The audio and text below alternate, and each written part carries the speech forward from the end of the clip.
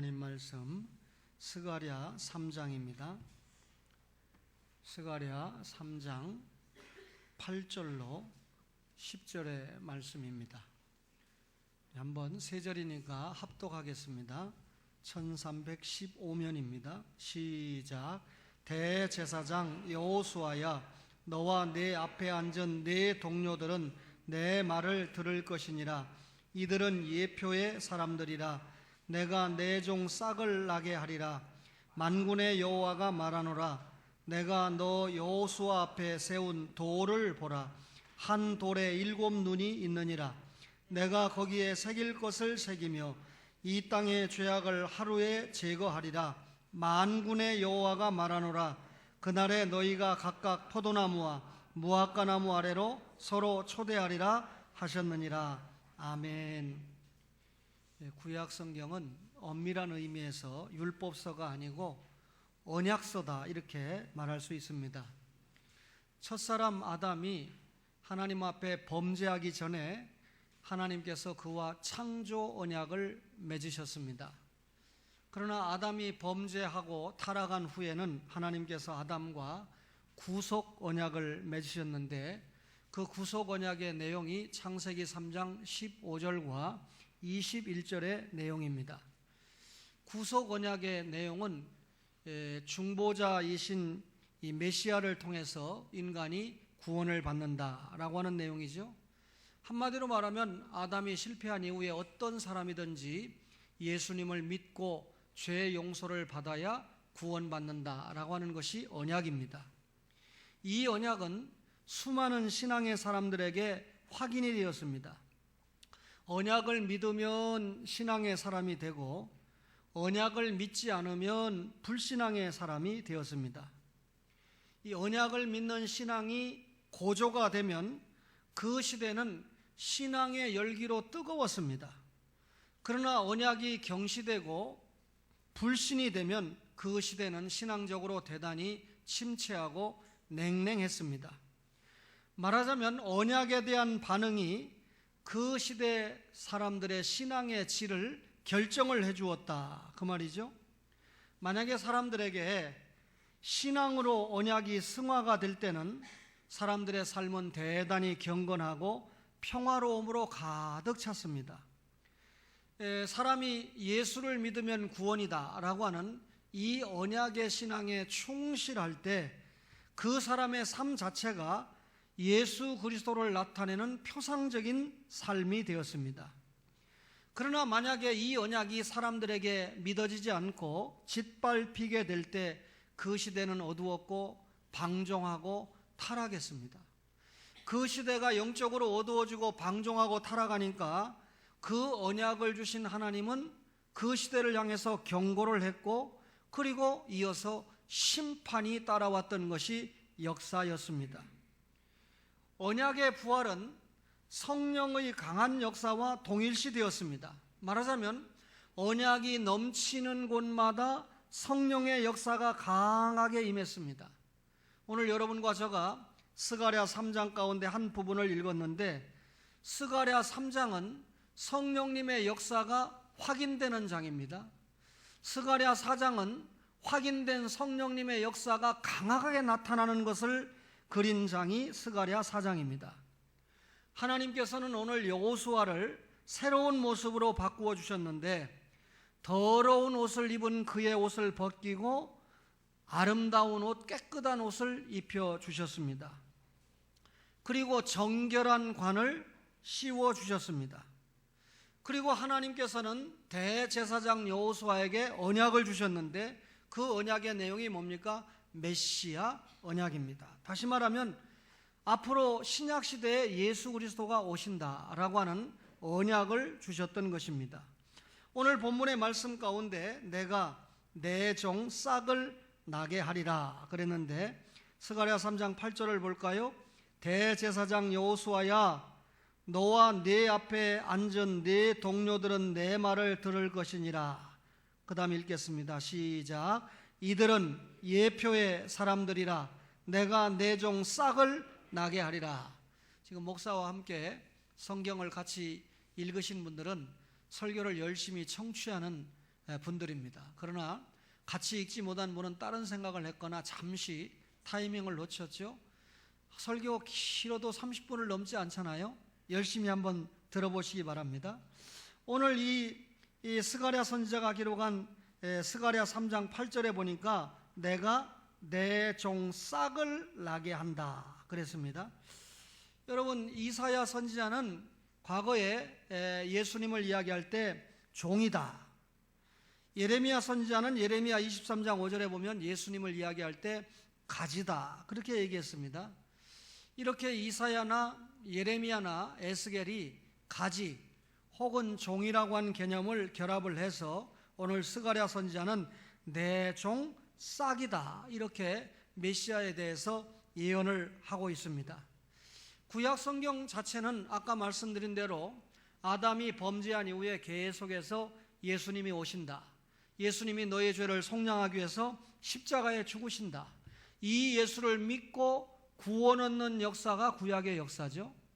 따라서 하나님 편에서 볼 때는 신국사고 사람의 편에서 볼 때는 구속 역사가 전개가 되는데 이 구속 역사에 대표적으로 아담, 그리고 노아, 아브라함, 모세, 다윗이 언약을 받지 않았습니까? 방금 제가 말한 아담부터 다윗까지는 이 언약에 있어서 증인들입니다. 하나님이 그들에게 언약을 주었기 때문에 언약의 수령자들이죠.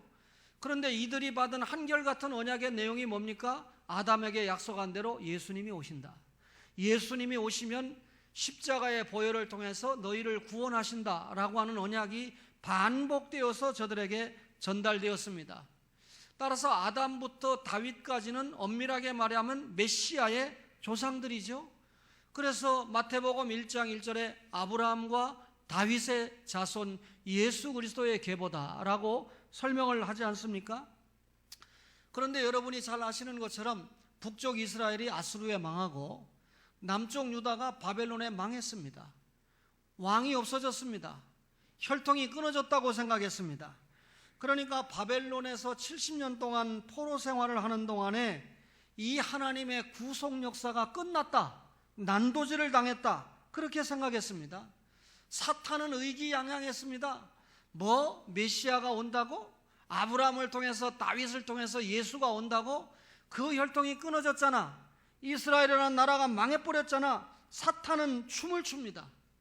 그런데 하나님께서 선지자를 통해서 밤나무 상수리 나무가 배임을 당하여도 뭐가 남는다? 그루터기는 남는다. 나무가 배임을 당하여도 그루터기가 살아있는 것처럼 하나님의 구속 역사가 절대 끝난 것이 아니다. 고난받은 하나님의 백성들 속에서 하나님의 약속은 여전히 유효하고 있었고 하나님의 약속대로 나라가 망했다 할지라도 메시아의 혈통은 연연히 끊이지 않고 이어지고 있다라고 약속이 되고 있는 겁니다. 구약 성경에 예언된 대로 때가 되면 살아있는 구루터기에서 새로운 순이 올라오는 것처럼 메시아 예수 그리스도가 하나님의 약속대로 이 땅에 보냄을 받을 것이다. 그래서 여러분, 이사야 선지자가 이새의 줄기에서 한 싹이 나며 그 뿌리에서 한 가지가 나서 결실할 것이요 라고 예언했습니다. 이새의 줄기는 다윗의 가문이죠. 한 싹이 난다. 한 싹이 누굽니까? 예수님입니다. 그 뿌리에서 한 가지가 난다. 한 가지가 누굽니까? 예수님입니다.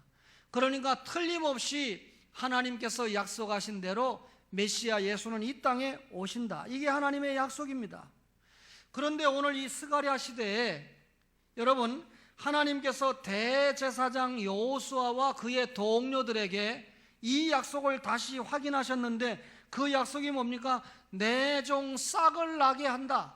이 말은 예수님이 분명히 오신다. 하나님께서 그들에게서 더러운 옷을 벗기고 아름다운 옷을 입히셨습니다. 여호와 하나님은 이 약속을 다시 주셨는데 이 내 종 싹이라오는 예수님이 오신다는 약속을 주셨을 때 이 사람들은 뭐가 됩니까? 예표의 사람들이 된다. 여러분, 사람들은 자신이 가지고 있는 직분을 통해서 예언적이고 상징적인 의미를 가지고 있습니다. 대제사장은 어떤 사람이죠?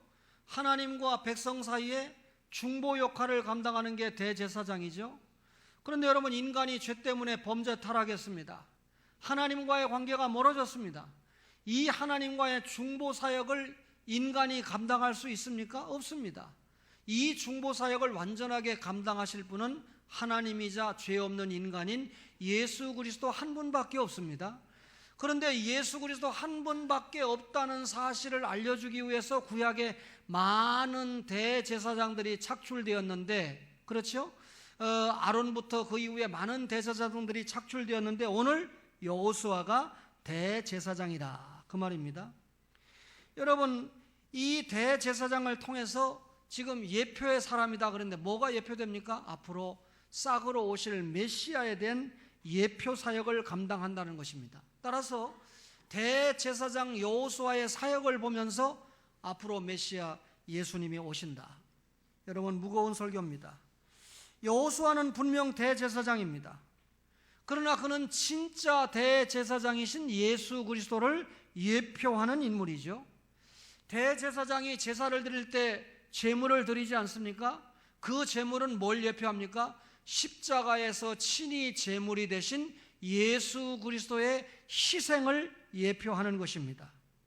대제사장 여호수아에게 지금 이 언약이 확인되고 있어요. 구약시대의 사람들은 이 언약을 믿는 것이 신앙이었습니다. 예수 그리스도를 믿는 이 신앙이 회복될 때 구약시대 사람들은 신앙에 충만했다, 그 말이죠. 오늘 대제사장 여호수아의 예표 사역을 보면서 설교하는 목사가, 말씀을 받는 장로님들이, 또 권사님들이, 안수 집사님들이 책임의식을 가져야 돼요. 세상 사람들이 나를 볼 때 저 사람을 보니까 정말 예수 믿는 사람이다, 저 사람을 보니까 진짜 예수 믿는 사람은 신실하다, 그들이 이야기하는 예수님이 이 땅에 다시 오신다는 것이 틀림없는 진리겠구나 라고 믿어지게 하는 모습을 우리가 보여야 된다. 그게 빛과 소금의 역할 아닙니까? 여러분, 우리가 기독교 윤리에 충실한 삶, 말씀에 충실한 삶 살기 위해서 부단히 애를 써야 됩니다. 내가 내 종 싹을 나게 한다. 여호수아를 통해서 메시아 예수님이 오신다고 하는 언약이 확실하게 확인이 되었습니다. 두 번째는요, 내가 너 여호수아 앞에 세운 돌을 보라 그랬는데 스가랴 3장 9절을 보실래요? 만군의 여호와가 말하노라, 내가 너 여호수아 앞에 세운 돌을 보라. 한 돌에 7 눈이 있느니라. 내가 거기에 새길 것을 새기며 이 땅의 죄악을 하루에 제거하리라 그랬습니다. 여기 이 돌은 1차적으로 성전 건축을 위해서 중요한 기초석이나 모퉁이 돌을 돌이라고 말을 합니다. 그런데 오늘 본문에 사용된 이 돌은 그런 의미보다는 메시아에 대해서 직접적으로 지칭하는 다른 표현을 돌이라고 그랬어요. 그러니까 메시아를 내 종 싹이라고 그랬죠. 메시아를 다른 말로 돌이라고 그랬습니다. 여러분, 메시아는 교회의 영원한 반석이라고 에베소 2장 19절 이하에 말씀을 하고 있습니다. 예수님이 교회의 반석입니다. 반석이 뭡니까? 베드로의 신앙 고백이지요. 주는 그리스도시고 살아계신 하나님의 아들이라는 신앙 고백 자체가 반석입니다. 그렇다면 교회는 이런 신앙 고백 위에, 반석 위에 세워졌다, 그 말이죠. 그런데 사람들은 예수님을 반석으로 생각하지 않습니다.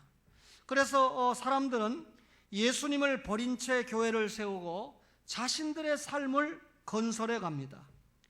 그리스도 위에 세우지 않은 교회는 교회라고 할 수가 없습니다. 만약에 교회의 모습을 갖추었다고 할지라도, 십자가가 걸려있다 할지라도 그리스도 위에 세운 교회가 아니라면 그 교회는 반드시 모래 위에 세운 집이기 때문에 때가 되면 허물어지게 되어 있습니다. 예수 그리스도가 유대인들에게는 거치는 돌이었습니다. 걸리는 반석이었습니다. 유대인들은 예수 그리스도를 믿지 않았습니다.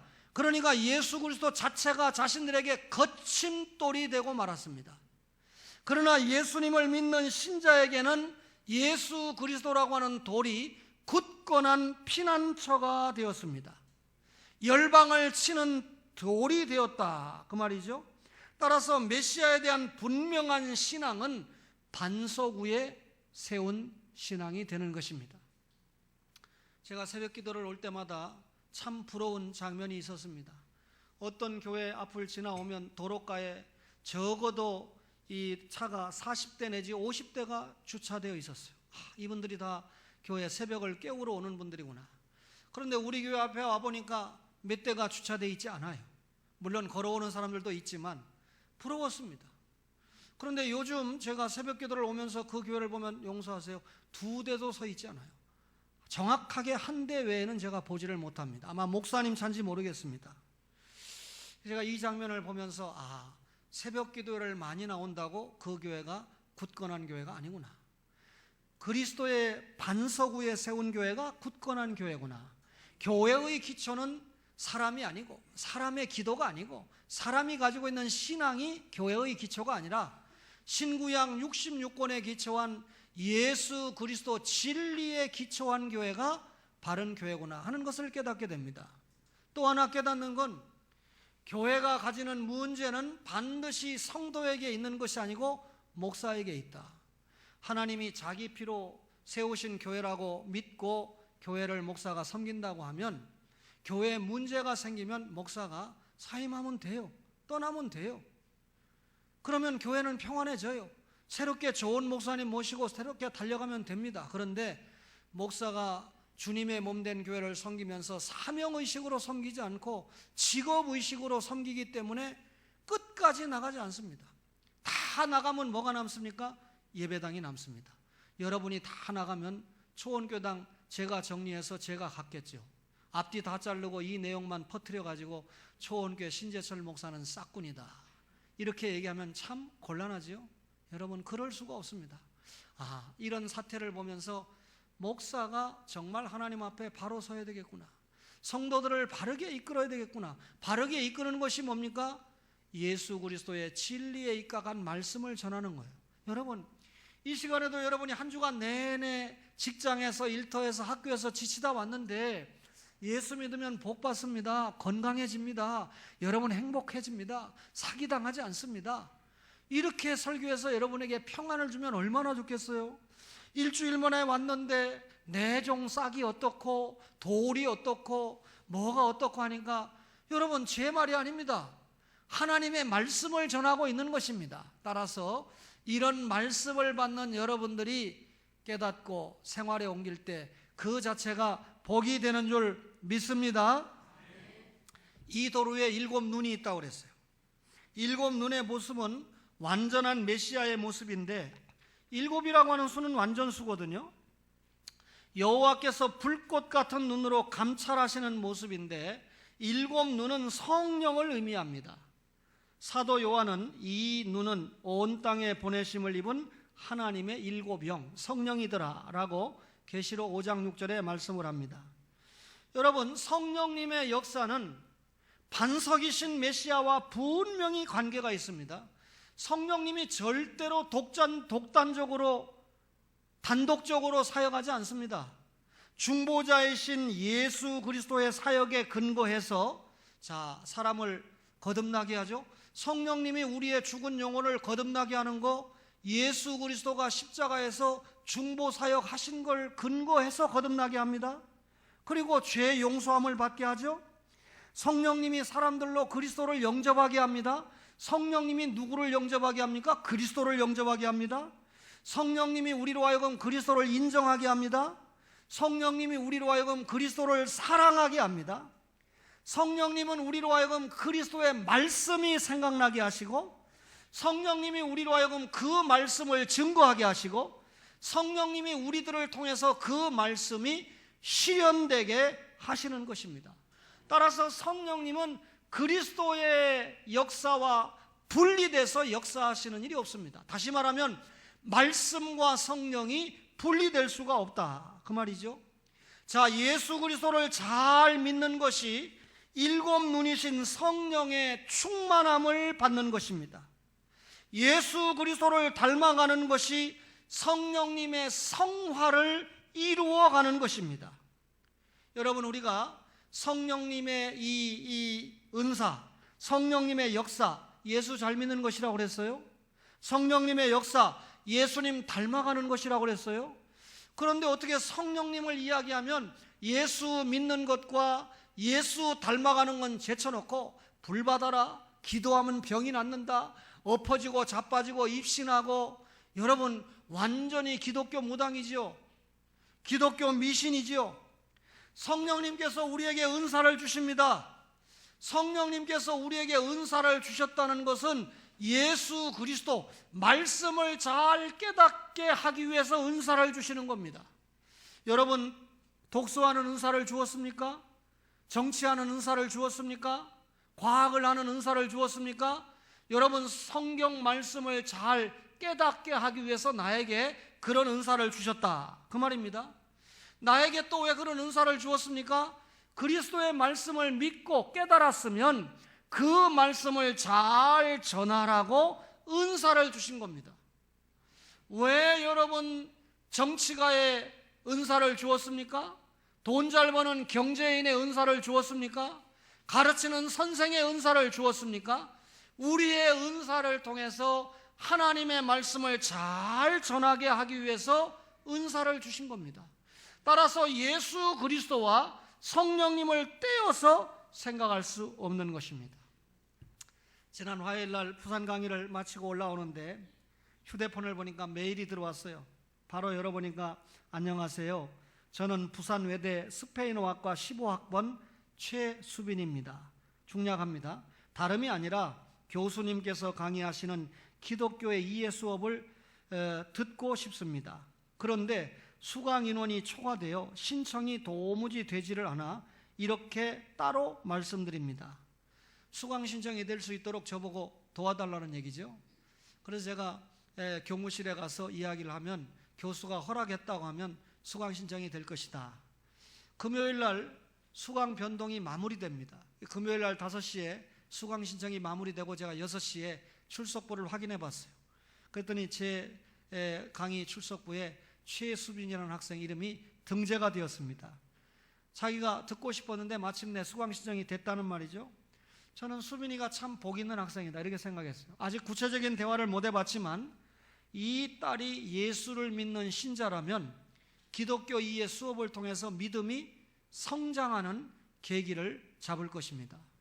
만약에 이 딸이 예수를 믿지 않는 불신자라고 그러면 나를 통해서, 저를 통해서 전도받을 수 있는 기회가 앞으로 적어도 14주 동안 가지게 될 것이다 라고 생각하니까 아무리 생각해도 수빈이는 복받은 아이다 라고 생각을 했습니다. 첫 시간마다 제가 조사를 해봅니다. 불교 신자 손 들어보세요. 이번 학기에 3명 있었어요. 부산은 대표적인 불교 도시입니다. 부산 전체 교회 예수 믿는 숫자를 합해도 40만 명이 안 돼요. 400만 명이 안 되죠. 지금 8%니까 48에 32만 명인데 부산 인구가 360만 명입니다. 40만 명이 안 돼요. 근데 부산 최대의 절인 범어사에 등록된 불교 신자가 40만 명이 넘습니다. 그런데 제 교실에 3명 들어와 앉아 있어요. 천주교 신자 손 들어보세요. 한 명도 없습니다. 제가 지금 이 외대 8학기째 가서 강의를 하고 있는데 천주교 신자가 그동안 다 해봐야 2명밖에 없었어요. 부산은 천주교는 완전히 무너진 도시다라고 하는 생각을 합니다. 기독교 신자들 손 들어보세요. 그러니까 3분의 1 정도가 됩니다. 기독교 이해니까 믿지만 이제 이 아이들이 아마 기독교 이해니까 학점을 잘 받을 수 있을 거다. 혹은 또 다른 어떤 생각으로 들어왔을 텐데 어쨌든 믿고 들어온 친구들은 말씀에 대한 확신을 가질 수 있는 기회를 제가 부여를 할 것입니다.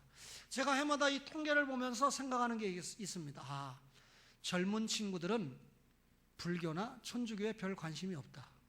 물론 기독교에도 많이 관심이 떨어지고 있습니다.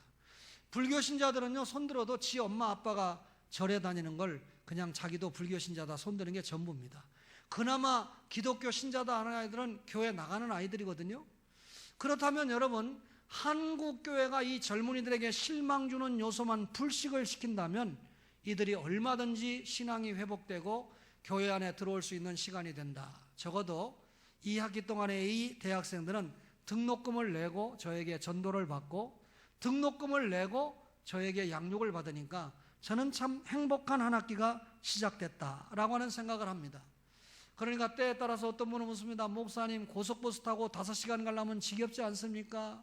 힘들지 않습니까? 예, 힘이 들지요. 그러나 그것보다 더 기쁜 것은 저를 통해서 이 많은 영혼들이 말씀 앞으로 오고 있다는 사실이 행복하기 때문에 이번 한 학기도 영적인 전쟁은 시작되었습니다. 할렐루야. 제가 가는 걸 별로 좋아하니까 아멘 안 하는 거예요. 여호와 하나님은 내가 거기에 새길 것은 새기며 이 땅의 죄악을 하루에 제거하리라. 성령의 사역 가운데 새길 것은 새긴다. 여러분, 구약에 대제사장의 옷에 보석이 있거든요. 그 보석에 6지파의 이름을 새깁니다. 이 보석에 6지파씩이면 12지파 아닙니까? 이스라엘의 백성들을 대표해서 제사장이 하나님께 나아간다, 그 말이죠. 대제사장이요 반석이 누굽니까? 그리스도 예수님입니다. 예수님은 자기 위에 성도의 이름을 새긴다 그랬습니다.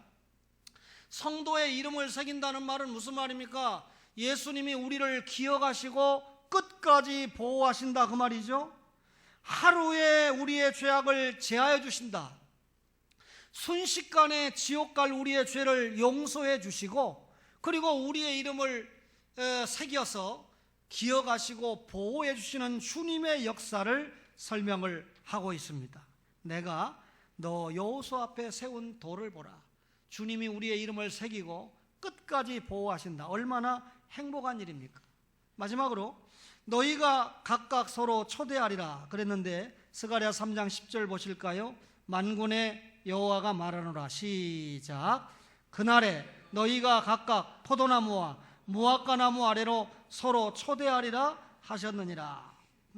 스가랴 3장 8절과 9절에 열거된 메시아의 행동에 대한 결과로 주어지는 소망스러운 약속이 10절입니다. 하나님의 백성에게 제공되는 평강과 안정을 설명하고 있습니다. 여기 갑자기 포도나무와 무화과나무가 왜 등단합니까? 복음운동을 상징시키기 위해서. 포도나무가 열매를 주렁주렁 맺습니다. 무화과가 열매를 맺지 못하면 소용없다고 그랬죠. 열매를 많이 맺는다. 복음운동의 결과 열매를 맺는다, 그 말입니다. 여러분, 무화과나무 알아 가면 무더운 날씨에도 뭐가 생깁니까? 그늘이 생깁니다. 포도나무도 잎이 커요. 그 무더운 여름에 그늘만 주어지면 그 속에 가서 안식을 얻는다, 그 말이죠. 여러분, 죄 사함 받고 예수 믿고 구원을 받는다라고 하는 것이 포도나무와 무화과나무 아래 초대를 받는 것으로 설명을 합니다. 우리가 예수를 믿고 이 나무 아래 간다는 말은 열매를 따먹는다는 말이죠. 그리고 그 그늘 밑에서 서로 쉬면서 예수 그늘 아래서 말씀을 들으면서 여러분 교제한다는 것입니다. 무르익은 넓고 큰 포도나무 밭과 무르익은 열매들이 주렁주렁 달린 크고 높은 무화과나무를 한번 생각해 보세요. 얼마나 풍요롭습니까? 참 복음신앙으로 이루어진 곳에는 언제나 영육간의 풍요함을 누릴 수 있다, 그 말이죠. 그곳에 하나님의 크신 축복이 임하기 때문입니다. 그 모습 속에서 우리는 평화로움을 맛보게 돼 있죠. 인간의 최대의 문제가 뭡니까? 하나님과의 관계가 여러분 죄 때문에 단절된 것이 큰 문제 아닙니까? 이 문제만 해결되면 진정한 평화가 오지요. 이 문제를 해결하는 것이 예수 그리스도의 복음 아닙니까? 따라서 우리가 복음 신앙으로 무장만 되면, 무화과나무와 포도나무 아래 초대를 받기만 하면 구원의 열매를 따먹고 영적인 평안의 열매를 따먹게 되어 있다. 그래서 욥기서 22장 21절에 하나님과 화목하고 평안하라. 그리하면 복이 내게 임하리라. 하나님과 화목하고 평안한 것이 복입니다. 여러분, 하나님과 화목하고 평안하면 이웃과도 평안하게 되어 있습니다. 포도나무와 무화과나무 아래로 서로 초대하는 것은 복음신앙 안에서 인간들의 화해와 화목을 의미합니다. 이 지구촌은 얼마나 사람들이 갈등하는 역사를 보여주고 있습니까? 역사는 인간의 갈등과 그리고 싸움의 연속이었습니다. 여러분, 이런 갈등과 전쟁의 역사 속에서 진정한 평화가 어떻게 올 수 있습니까? 복음 신앙 속에서 올 수가 있다, 그 말이죠. 십자가는 복음으로 동서남북을 연결을 합니다. 성도는 그리스도 안에서 진정한 평안과 평화를 누릴 수 있다, 그 말이죠. 오늘 설교가 예수님은 종이다, 싹이다, 돌이다 그랬습니다. 이 예수 그리스도를 믿게 하기 위해서 초청을 받는, 포도나무와 무화과나무 아래로 초청을 받는 사람은 진정한 복을 받은 사람이다, 평안의 사람들이다. 그런데 대제사장 여호수아와 사람들이 예표적인 사람이 된다. 뭐에 대한 예표적인 사람입니까? 메시아 예수 그리스도에 대한 예표적인 사람이다. 여러분과 저가 제사장 맞지요? 그렇다면 우리가 제사장으로서 사명을 감당해야 됩니다. 제사장은 뭡니까? 코헨이라고 하는 이 제사장은 하나님의 뜻을 찾는 사람입니다. 제사장은요, 부지런히 하나님의 뜻, 성경을 찾아야 돼요. 성경의 뜻을 찾아서 아는 것이 복음입니다. 제사장은 가까이 나아가는 사람입니다. 가까이 나아가서 서는 자입니다. 예수 그리스도를 의지해서 하나님 앞에 가까이 나가 서는 자가 제사장입니다. 제사장은 마지막으로 드려지는 자인데, 여러분, 헬라 말로 거룩 제사장이라고 하는 말, 히에로스라고 하는 말은 거룩한이라는 뜻이 있습니다. 또 라틴어로 제사장인 말은 사케르도스라고 하는 말인데, 이 사케르도스라고 하는 말은 바친다라고 하는 뜻입니다. 자, 구약시대 제사장이 어떤 의미가 있죠? 거룩하게 구별받아서 하나님 앞에 드려지는 사람이, 이게 제사장입니다. 그렇다면 헬라어와 라틴어가 제사장이라는 표현을 정확하게 하고 있죠. 신약시대의 제사장은 우리가 속죄의 제물을 드리는 사람이 아니고 이미 우리는 예수 그리스도를 통해서 죄 용서 받았습니다. 따라서 우리가 하나님 앞에 바친다라고 할 때는 속죄의 제물을 바치는 것이 아니라 감사의 제물을 바치는 것입니다. 하나님, 저를 구원해 주셔서 감사합니다. 하나님의 자녀 되게 해주신 것 감사합니다. 그래서 여러분, 바치는 사람이 제사장이에요. 뭘 바칩니까? 오늘 이 초원의 제단에 와서 예배를 드리는 여러분들이 여러분 자신을, 목사는 목사 자신을 주님 앞에 드리는 자가 제사장입니다. 사도 바울이 뭐라고 고백을 했습니까? 디모데후서 4장 6절에 전제와 같이 드린다. 자신을 전제와 같이 드린다.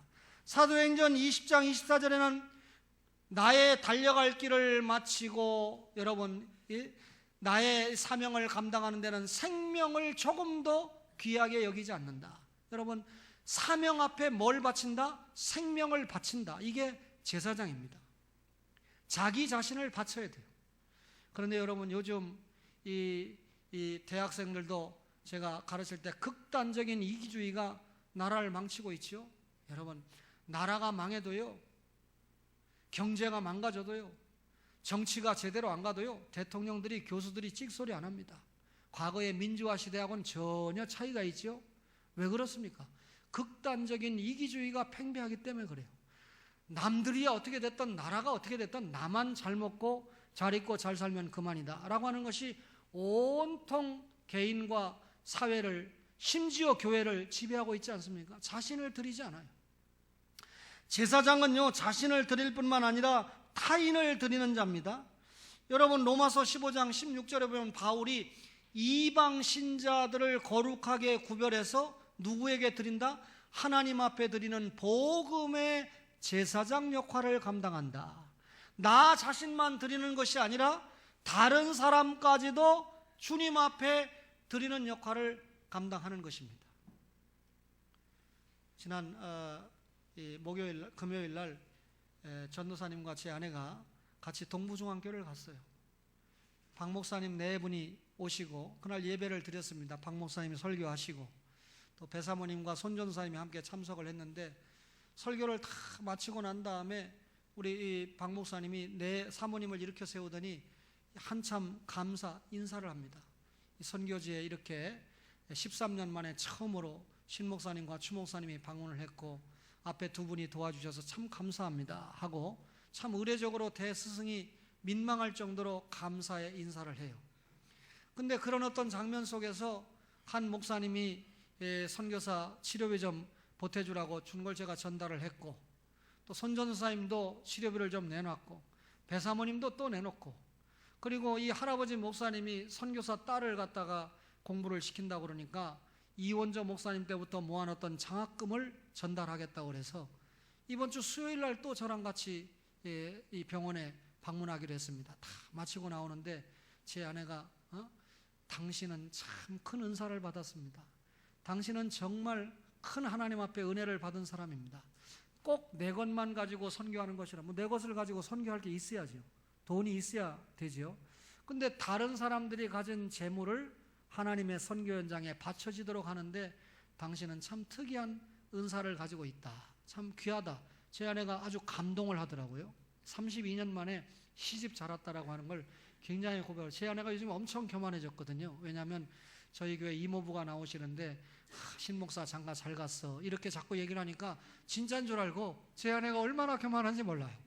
그래서 요즘 제가 좀 비상이 걸렸다 생각했는데 그런 현장에 데리고 가니까 최 전도사님 앞에서 그렇게 고백을 하는 거예요. 제가 여러분 선교사 생면부진데 배사모님이 선교사님이 어떻게 생겼는지도 모르는데 제가 가야 만남이 되고 또 전달이 될 거 아닙니까? 제가 또 부산 갔다 와서 다음날 엄청 피곤하지만 수요일날 11시에 부계동역에서 송내역은 차를 못 대니까 부계동역에서 만나서 가기로 했어요. 그게 은사죠. 주님의 일이 되도록 하는 게 은사지 않겠습니까? 자신을 드릴 뿐만 아니라 타인을 드리는 겁니다. 결론적으로요, 제사장은 바친다, 마침내 바친다 이런 뜻이에요. 뭘로 바칩니까? 제사장의 생명은 제물로 바치는 거예요. 희생하는 거예요. 죽는 거예요. 한 알의 밀알이 땅에 떨어져야 열매를 맺는 거 아닙니까? 여러분과 저가 희생을 하지 않는데 전도가 되겠습니까? 여러분과 저가 희생을 하지 않는데 성도들이 양육이 되겠습니까? 한 성도가 간을 자기 남편에게 주었어요. 참 하나님의 은혜라고 생각해요. 우리 기도 많이 했죠. 남편이 간암으로 죽어가는데 간을 줄 사람이 있어야 되는데 부인의 간이 맞는다는 게 이게 보통 축복입니까? 그래 또 고모부가 같이 준다고 그랬는데 막상 이 이영옥 집사님의 간을 열어보니까 부인 거를 주고 충분하다는 거예요, 의사가. 그래서 바로 고모부는 돌려보냈어요. 만약에 고모부 간을 먼저 열어봤으면 두 사람 다 간을 줬어야 되는데 하나님이 순서를 맞췄죠. 그래서 이 간 큰 여인의 간을 주어서 남편이 확실하게 회복이 됐습니다. 1차 변전사님이 신방합니다. 참 박봉의 사라에 금일봉을 전달했죠. 2차 또 최전사님이 신방합니다. 박봉의 또 사례에 또 금일봉을 전달했죠.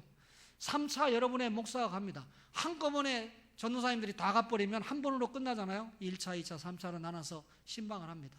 그러니까 한 장로님은 재정을 보면서 또 직접 못 가니까 목사님 좀 전달해 주세요 해서 금일봉을 전달해 줬죠. 전달했습니다.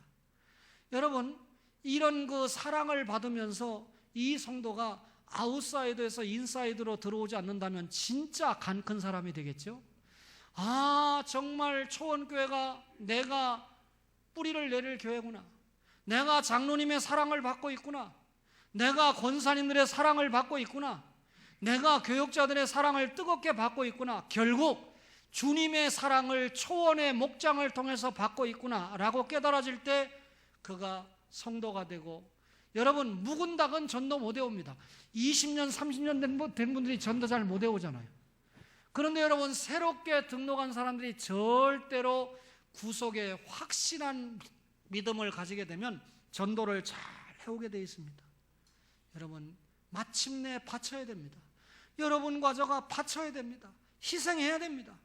그래서 히브리서 13장 16절에 오직 선을 행함과 서로 나누어 주기를 잊지 말라. 하나님은 이 같은 제사를 기뻐하시느니라. 말로만 주님을 사랑한다라고 하는 그걸 좋아하는 게 아니라 선을 행하고 서로 나누어 주는 것을 제사로 받으신다. 로마서 12장 1절에 너희 몸을 하나님이 기뻐하시는 거룩한 산 제물로 드리라. 자신을 바치고 타인을 바치고 하나님 앞에 희생하고 열매를 맺는 신앙생활을 해야 된다. 이것이 예수 믿는 신자의 삶입니다. 오늘 말씀을 받은 여러분과 저가 그런 예표의 사람이 되시기를 주의 이름으로 축원합니다.